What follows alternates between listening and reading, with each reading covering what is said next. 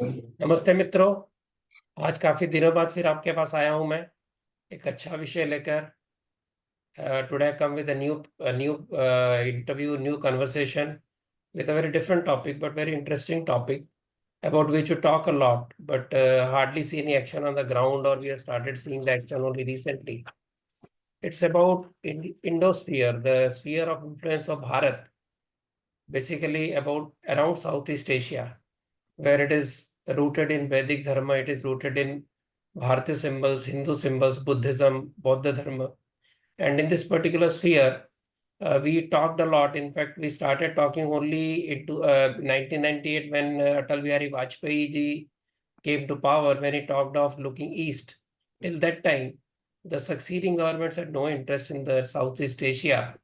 I will talk of an anecdote before I introduce the speaker. Mr. Goenka ji, Satyanarayana Goenka, who established Vipassana, he met Nehruji, way back I'm talking about, and asked him to look at Southeast Asia, who are our brethren with Buddha and strong Hindu roots, and we could create a bloc with them. We could have a very strong group of nations who could counter the Western worldview. Unfortunately, Nehruji said, Goenka ji, you don't know, we are talking of poor, backward countries. Look at West and look at where we want to go. And that is how that talk stopped. Later, when Vajpayee ji came up, he talked about look east, and we started taking some interest in the Southeast Asian countries. Only after Modi ji came, he called it Act East. So we began proactive action, cementing our ties with the Southeast Asian countries, and we are slowly seeing the results of this very strategic move. Why Southeast Asia is very important strategic place for us, about which Pulind Samant, Shri Pulind Samant is a professional who was in HR industry, human resources and MSCs for nearly 17 years.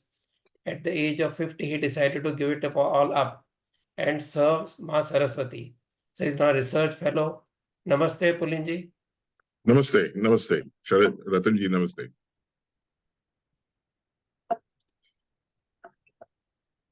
And he has written a book which he calls Recasting the Indosphere Indic Strategy for Sinic Challenge. This is the book published by Induscroll, and you can have another look.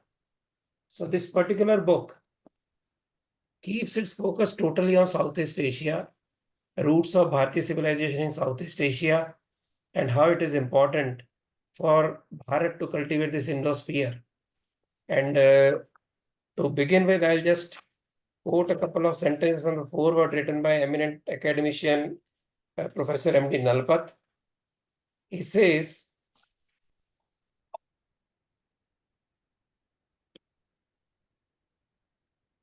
that India is at the heart of 21st century Anglosphere, where it is the blood of the mind rather than blood of the body that is used to define inclusion.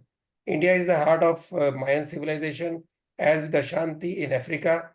India, though the Indic, is not just with the Roma in Europe, but with the Indo-European people more generally. Pulind has skillfully highlighted the fact that India is present in the cultural DNA of East Asia along with the peoples of Malaysia and Indonesia. And that is how the story moves. And with this initial introduction, I will welcome again Pulind Samant for writing this wonderful book, very well-researched book. I must admit that though we think we know a lot about Southeast Asian countries, when you read the book, you realize there are so many important nuggets of information which we don't know, which we should know, and also respect the idea that we have to give enough importance to this block of nations as a counter for a nation which is trying to be a world power in its own strength and also influence the world in events. And Pulinji, you have been researching on this for a long time, and with this particular time that you've given, your first reason for going for a proper book. The reason, Ratanji, actually, when I started doing my, when I started my PhD research, That was my submission of my proposal in mid 2019. Since then, I've been carrying it on. Of course, it is on a related topic, but this particular thing, I thought of writing and coming out with, because you can treat this as an offshoot and or a byproduct of my research, which is in a more niche area. This offshoot I thought it was very pertinent from the time that we are living in, from that viewpoint, the kind of challenges that we have been facing, from China particularly. So I thought it was important because, what has generally been the perception of people is about the China issues, what we have been facing at the borders, or the military might they have been building, and we have to be careful about, etc. But this book is important from the point of view of the civilizational, if I can call it, clash of civilization. Okay, and I've termed it as Indic versus Sinic versus Indic. So it is important to focus on this aspect, because unlike Chinese, the Indians by nature are the type, who, I'm sorry to say, do not see beyond the immediate. And so they would they would look at, say, 1962 war, or possibly 1949, where the PRC came into being, CCP got into the power. बस वहाँ खत्म हो जाता है. So I have gone beyond that, and I've gone beyond, say, 700 years. And from the early 15th century, how the Chinese power, whosoever was that in the seat of power, okay, how have they been very strategically working in their interest, and against the interest of, or rather against Indic interests, and how have they been trying, to subjugate or weaken us. Because when I say Indic, it is obviously not related only to the current geography of India, but then the cultural expanse that had been there for long. So, with the objective of weakening it, reducing its scope, and finally subjugating the mother country, the source of it, has been the objective. That's what I have seen it. That's how I have seen it. And I thought it was very pertinent to bring it out, and so that it comes in normal discourse of, not only the academic discourse, but also social discourse, public discourse. That was the reason. Right. See, friends, he has some very interesting nuggets in every chapter, in every country's description, and how it is rooted very close to Bharatiya civilization, very closely knitted with the Bharat itself. For example, in one of the places about Indonesia, he says that the Khmer literature talks about Indonesian Pandits who actually came from Kashi. And it is cited in Khmer literature, which is basically from Cambodia. He also talks about the motto of Indonesia, which is what it is. It is Bimnek Tunga Ika, right? Which means unity in diversity, the very motto that we talk about. So I would like to ask Pulinji, just name some of the unique, distinct features of each country, which people may not be aware of. So every country you talked about, you can tell me distinct features of those countries which tie them with Bharat in a very intertwined manner as far as civilizations are concerned. See, first of all, there is a common factor, which is of Ramayana. Right. There is a version of Ramayana in each country. True. They have different names, and those names also, for that matter, they emanate from the Sanskrit words. Jaise ki, people say the Thai version, they go by the Roman expression, Roman script expression, and they call it Ramakian. But actually, Kian, it's there is a Sanskrit word, Akhyan. Okay, jaise, which is a legend. By meaning, it is legend. So it is Ramakyan, Ram ka Akhyan. So it is got distorted in Thai language and got a Ramakian. Okay, it appears like that. The Cambodian version is Ramakirti, actually, but they have shortened it, so it appears at Rama Ker, K-E-R. Hmm. So there are several things like that. So Ramayana is the common factor. Uh, but then, uh, I mean, individually speaking, now I've presented there, Ratanji, they say the degree of difference is there, obviously. Nothing is in a standard way or in an equal measure for that matter. See, And what I one point, meant, Pulinji, for example, you talked about Thailand helping INA, right? It's Netaji Subhash Chandra Bose Army. We know right, about Singapore, but not many people know about uh, Thailand people's role in supporting INA. right. Again, you talk at length about the Champa dynasty, which is Mhm. basically Hindu dynasty. So Vietnam has two parts, the northern being more close to Sinic and southern part more close to Hindu religion. You Right. talk of Cambodia or Mhm. what is called Cambodia now, and also Mhm. Laos, which is basically again a very strong Hindu Buddhist civilization. Mhm. Again, you talk about Myanmar, where it is distortion of the word Brahma, Yes. where the Hindu kings ruled from 1 BC to 9 BC. Mhm. Okay, these kind of, you know, nuggets of history which people may not be aware of how close we are or how close those people are to us, and Right. how the influence doesn't just emanate from South Indian dynasties but also from Varanasi directly, and how Mhm. these people were very respectful and very close to the thinking of typically Bharatiya philosophy and civilization. So what Yes. more examples could you give, which will tell us that how strong the links are, whether we recognize them or not. Those people recognize, but we so far didn't respect those that kind of thinking. That is why we had problems like in Malaysia, Mhm. where out of all the countries, only Malaysia is one which is not very close to aligned to Indian interests, Mhm. right? Yes, I mean, for that matter, Malaysia is not close for one particular reason, which is all known, which is, it's increasing Islamization of the society.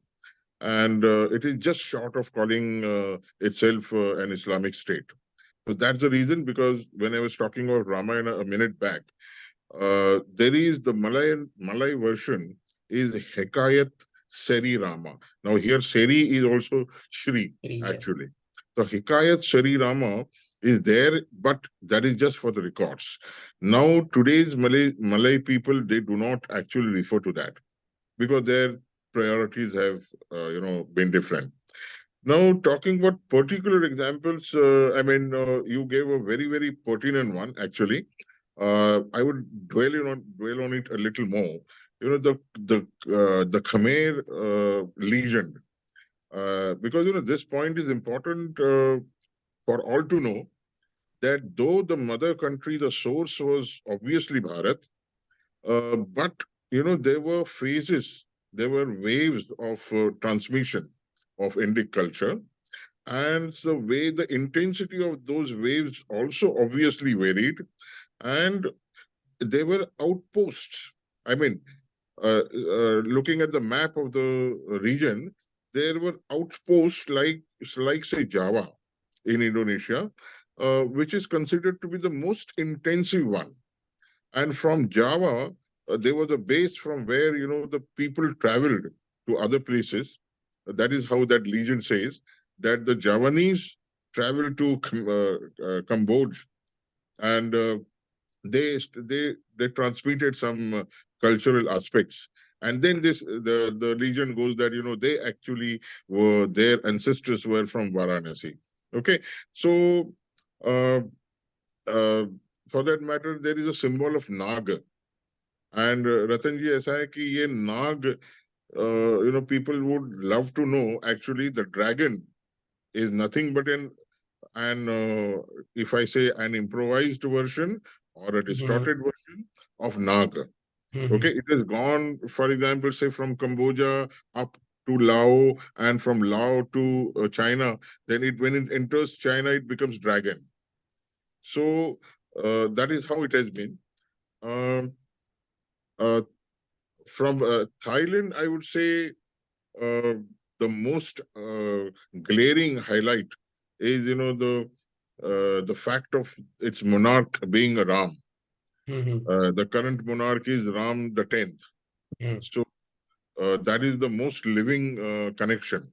And I remember when a couple of years back, the ninth Ram expired, and when the new Ram came to the throne, the ceremony, the coronation ceremony that was performed by sprinkling the holy water, Jalabhishek, and other things, and that was performed, and people would possibly be astonished to know that it was done by the Brahmins.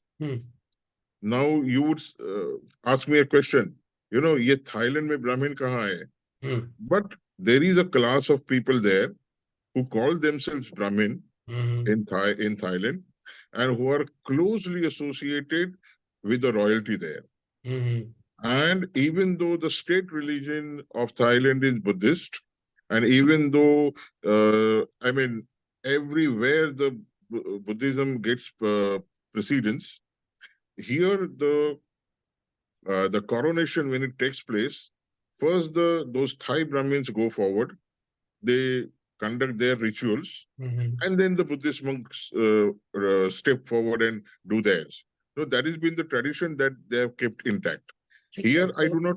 Sorry. Please carry on. Yeah, here I do not mean, I'm not indicating any competition or something between, if I use those words, Hinduism and Buddhism. Okay, this is not at all. What I want to try and say that this one aspect, which is the hidden one, because there is no rivalry, there is no Buddhism. In fact, I would take this opportunity, Ratanji, to state it here very, very clearly, that the images of Buddhism or Hinduism, what we carry generally here, they have got enmeshed completely in Southeast Asia. There is no distinction. Now today they call themselves Buddhist, but the traditions that they follow are not at all purely Buddhist. They are a good mixture of their Hindu past and today's Buddhist adoption. That is the fact. Yeah, so going a step ahead, the most surprising me was that even Brunei, a tiny Islamic state, has a Hindu heritage. Yes. You point out. Also the Philippines. I mean, Philippines, how strong that particular root is, I had no clue. I may be ignorant. But then there is example of Brunei, also example of Philippines. Another example, startling example, how colonizers destroy a country's civilization and the sense of nationhood is of Timor. So Timor, which was actually part of Malaysia, right? Malaysia? No, Indonesia. Indonesia. So Yeah. part of Indonesia, half of it was hived off because Dutch refused to leave it, and Dutch didn't do any development, but they impregnated the entire area with churches and the Christianism, because of which separatism grew. So it is a prime example how conversion also tends to change the nationality or thought of nationality. With this, I'll move to the next part, which is very important because that is the theme of your book.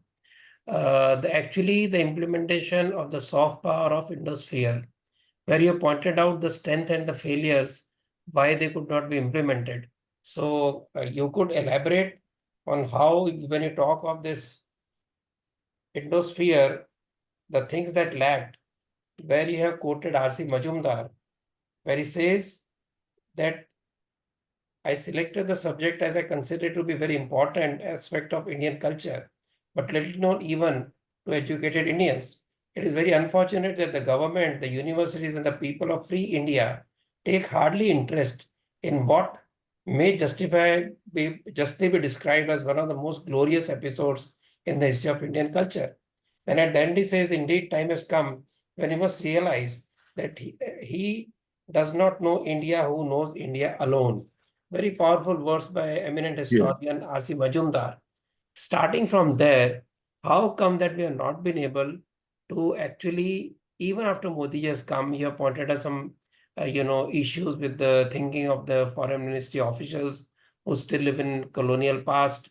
So how do you think that this can be broken and we can move positively towards having a very strong Indosphere as a counter not just to China, to its competition, but also as a positive bloc that can influence the world events in a very positive, peaceful manner. Yes, Ratanji, in fact, I would start with this term, Indosphere, because this particular term was coined by, as I've said, one American linguist. That was in the decade of 1940s. And luckily, he had this background knowledge of India. He did that and he moved ahead. The point is that, we Indians should have taken it up, and we should have, the academic class here should have brought it in the general discourse. And this term should have been known to us long ago. Uh, but then now you see that 1945, suppose, it was coined. And so many years, more than 75 years. And we have not used it. We never had taken cognizance of that. And my I intention, think we the were whole too timid, I think. Timid and ignorant, probably. Yes, and then see that was the time I feel we were really reeling from the colonial hangover, as they say. See what happens, and which is natural. I mean, I don't want to be sound harsh, but it is natural that it happens to you when you feel like you must buy everything from a particular source, and you are too West oriented as a society. It's not only leadership, okay, it trickles down. So your entire society thought that, okay, possibly we have to learn everything from there. So this particular thing, which was actually in your favor, I mean in favor of India, it was never cared for, because and then it just remained there. So my viewpoint, this term has to be brought in normal currency. It has to be used widely, and because then people would understand, what it means. Now, by definition, it covers Southeast Asia, because the person academic was living there and he coined that. This can always be reviewed. For that matter, if you ask me, for example, somebody asked me at the launch of this book at the Asiatic Society of Mumbai, there was one question as to why don't you include Nepal in Indosphere? I said, see, I have not coined this term. This is historical term. And if you ask me the question why Nepal shouldn't be included, I would agree with you. Yes, Nepal should be. But then, how and when Nepal would enter this bracket, of Indosphere, that it's a matter of, work, a joint work of academics and scholars and policymakers. Okay. But right now, it's the job of everybody who's interested, I mean, whose heart India's interests are, that we must first of all take it forward, in its current sense. And as you asked me that question, why it did not get used and all. See, as I was talking about the society, obviously the leadership of that time was also responsible, no doubt about that. And it had even been reflected uh, in your lookist policy when it was introduced in 1990 by late Mr. Narasimharao. It was also not very deeply thought over policy. It was Sorry, in the basic. introduction, I said it was introduced by Atal Bihari Vajpayee. I think he activated it originally Narasimharao to coin this term. Yes, I said Narasimharao. Yeah, no, Yeah, I yeah. made a mistake in introduction, so I'm just underlying my Okay, okay. mistake. Okay. So Mr. Narasimha Rao had done that, but under obviously economic pressures. Okay. And so that time, the these Southeast Asian countries were doing very well economically.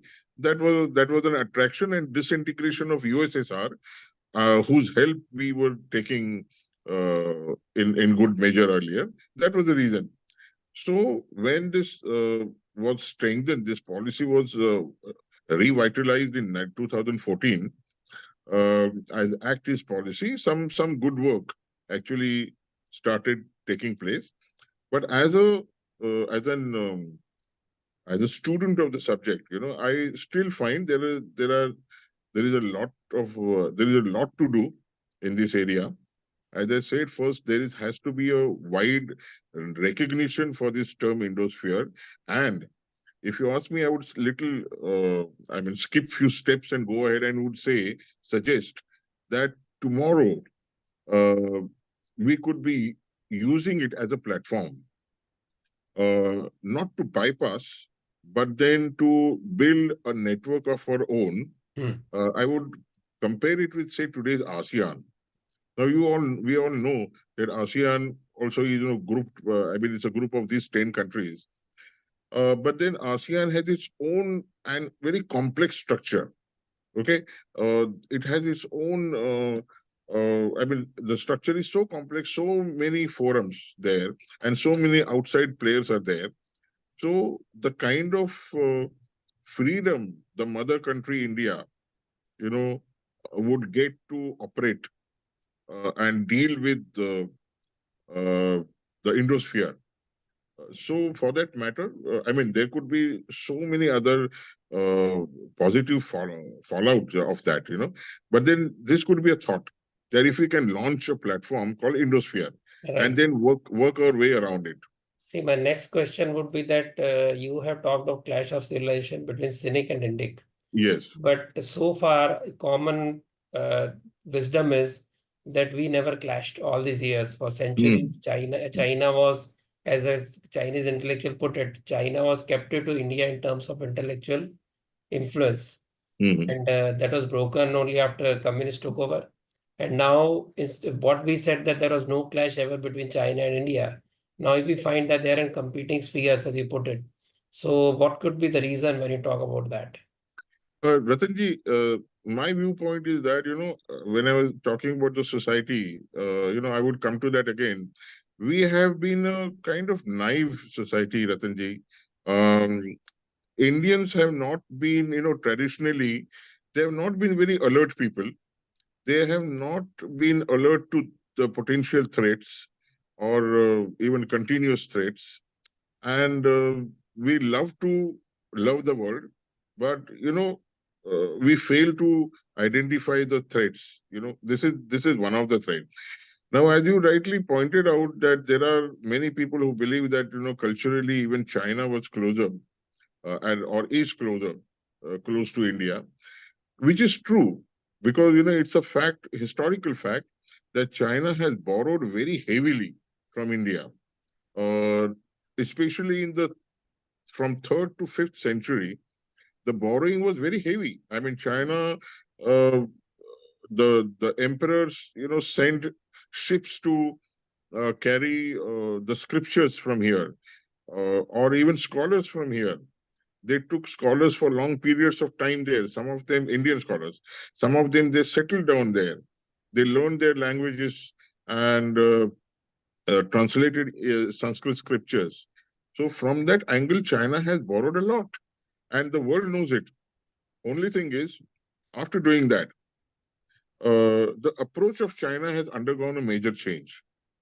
And as I put it in the book, especially from the early 15th century, you can decipher a pattern where the clash, as I've been seeing there, by the chronology, has been there. And only thing is, we as a society, leadership included, we were never alert to it.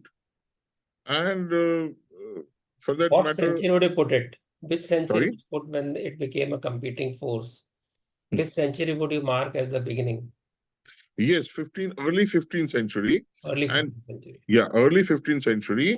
And Ratanji, if I recollect correctly, I've used it as Sinic versus Indic.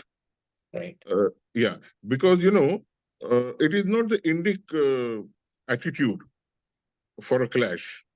Okay, we love to love the world. So we are not the people who take up, some clash or initiate some clash. Rather, we were all knowing that, they were borrowing from us, they were translating our Sanskrit books and vagara vagara. So it was a pattern, and I would go back to why this term I've used. Samuel Huntington in 1993, he used this world's clash of civilization, and then he came out with a book with the same title 3 years later. And there, I mean, obviously he attracted a lot of criticism, and जैसे हमारे देश में भी लोग कहते हैं अरे क्यों माहौल बिगाड़ रहे हो, okay. भाईचारा तो है. So he also attracted a lot of criticism, but it's a fact that his research was read and referred to as the, I mean, it came as the most researched and most referred research work actually.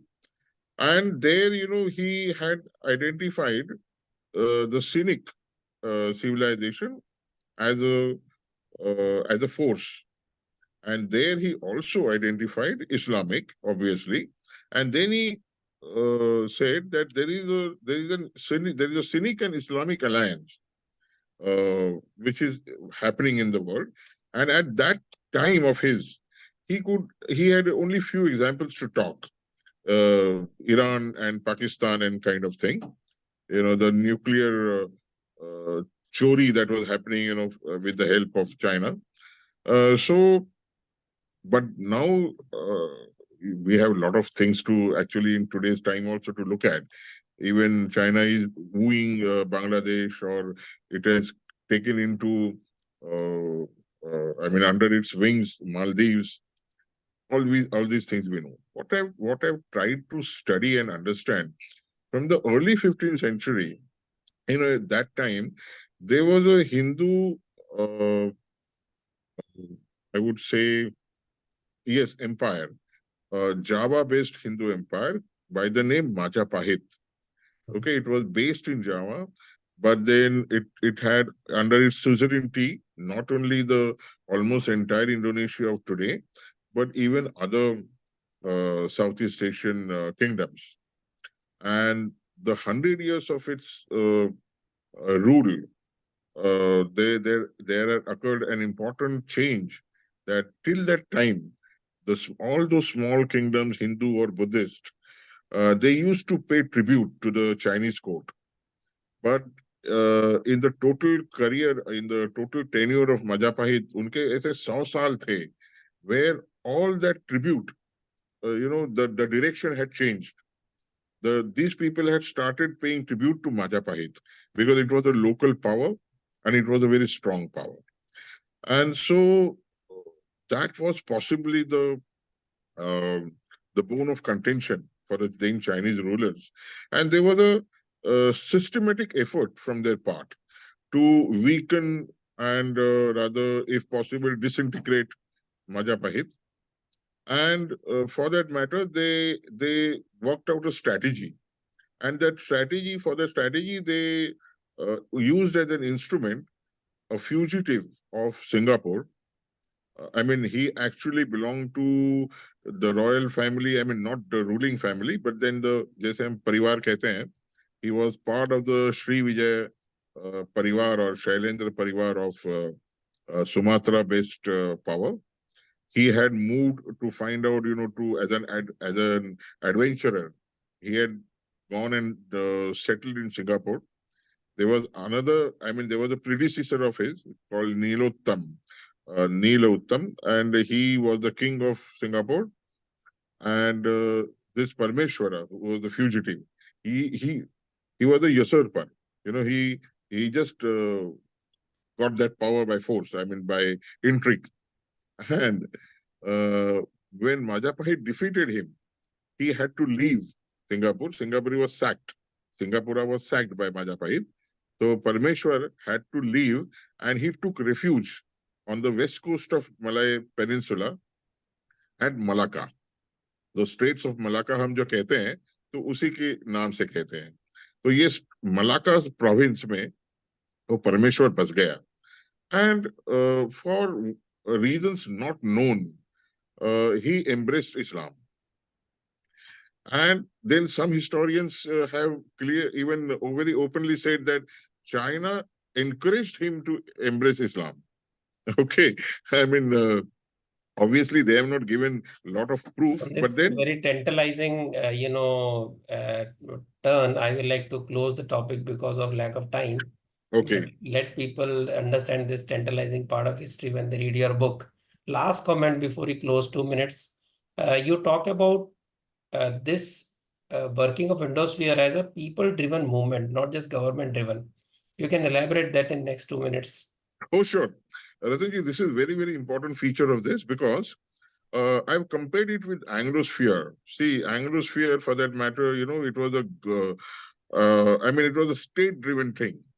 Jahan Anglo-Saxons have bas gaye hain, with the backing of the state power, and they've eliminated the native people and all their cultures. The Indians, the Indic civilization impact has gone through the people. It has been popularly been perceived as the traders were the first people. The trading community of India, they traveled first and for trade, and then they traveled and they settled there and they married locally, and etc. etc. They carried their customs and festivals and everything. But then this is only a part of the truth. All classes, if I could use the word varna, all four varnas of Hindu society of that time, they have participated in it wholeheartedly, and each one has contributed, and even for that matter, just say the traders went there for trade for their material objectives. Then the Kshatriya class, the princes went out as adventurers to find out if they could have their own small kingdom of their own, because only the elder son would get the father's seat, and the younger would have to find out. And then the Brahmin priests, they were invited especially by the local kingdoms. And they said, no, our kingdoms must be solemnized by the Indian Brahmin priests. And so they also went there. They even settled down there. So this was completely people driven. It was not, though obviously, there was Gupta influence. Historians have said that, the Gupta influence, the Pallava influence, etc., etc. Obviously, they were there, but then it was not Pallava driven. It was not Gupta driven. It was people driven. The Gupta dynasty And we did not expect the drive it. same to happen now. Ratanji, this is very crucial. In fact, अब ऐसा है, state तो अपना काम कर रहा है. I think government is doing its job, but then the people have to become more aware of this. People have to realize what is their duty as part of the mother country civilization, and they must embrace, without having any feeling of And also distinction. behaving in a responsible manner. Obviously, obviously, we have to embrace these people. We have to understand, they are our cousins actually, and there is the DNA factory is also there. It is not only the implant of cultural implant. It is also, a lot of DNA has also got transferred there, and we must only broaden up as public, as society, broaden up our mind, and we should look more outward. That's what. Thank you so much, Pulinji, for this wonderful introduction to your book and also to the strategic importance of Southeast Asia for Bharat and for Southeast Asia importance of Bharat, both ways. Yes, sir. And we hope your book succeeds and people learn from it a lot, and also the policymakers. Thank you so much. Thank Namaste. you so much. Thank you so much.